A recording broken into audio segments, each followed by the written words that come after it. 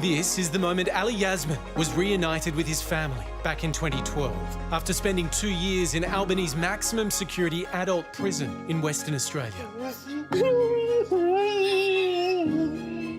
You feel like you've missed out on a lot? Yeah. Yasmin was just 14 years old when he was locked up, convicted as an adult people smuggler, one of more than 122 Indonesian children between 2009 and 2012 who were wrongly jailed as adults after arriving in Australia on people smuggling boats, lured onto the boats by offers of work.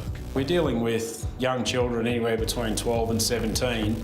These were not criminal masterminds involved in orchestrating people smuggling. For the most part, their roles were simply bailing water out of leaking fishing boats, cooking rice. In most instances, the children got on board these vessels not knowing they were in fact bound for Australia. Did you know what people smuggling was? No, I don't know. Anyone under the age of 18 caught on a boat should have been returned to their home. Instead, authorities used a now discredited wrist X-ray technique to determine the children's ages and sent them to jail, even though the government was warned in 2010 that the X-rays were prone to error. Australia, probably unintentionally, were putting 12, 13 prepubescent children into maximum security jails with male offenders, and this is with pedophiles, armed robbers, with no segregation. An investigation by the project revealed the government, the police, the prosecutor, even his defence lawyers all had Yasmin's birth certificate, but it wasn't presented in court. The government at the time doubling down. The court specifically determined the question of this person's age and determined that this person was not a minor. I think certainly politics played a fairly strong role in what occurred. It's a fairly sad reflection on a point in time in Australian policy. The Indonesians, who were eventually repatriated home following a damning report by the Human Rights Commission, launched a class action. And now, more than a decade later, the government has agreed to a payout. More than $27 million. Quite frankly, the outcome is they've lost. And it's cost the Australian taxpayers millions of dollars unnecessarily and caused incredible hardship to the families whilst they have to go through this process. The path to justice for these children has been long, and there's one final hurdle: the settlement subject to final approval by the federal court in December. The fight is not yet completely over, but certainly this is a momentous occasion. This outcome means the world to Mr. Yasmin and the class members who've been fighting this battle for over a decade.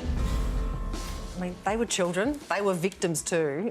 You worked on this story years ago. Yeah. 2012? 2012 was when this first broke and we did this investigation on the project. We actually went back to the Flores island chain in remote part of Indonesia, basically looking for this kid's birth certificate and records. I'd received a tip-off from a whistleblower working in the WA prison system who said, listen, I think there's kids in here and they're in the wing of the prison with the pedophiles and the murderers and the rapists.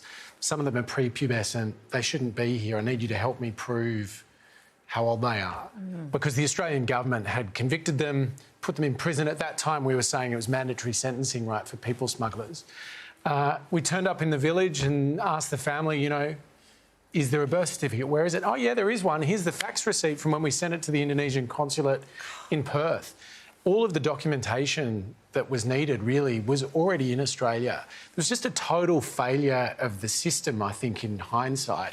But it was terrifying. The project was a really new show at that time, still only a few years old. I think within days of us doing that first report, the then Prime Minister Julia Gillard came out publicly and said, pretty hardly, essentially, you got it wrong. Wow. There was a huge response from the government at the time, essentially asserting that we had kind of made it up or that the evidence was unreliable. Wow. And yet here we are over a decade later, these kids who, you're right, were victims. They had no idea what they were getting into. They're poor kids from remote Indonesian fishing villages, $27 million for 120 or so of them.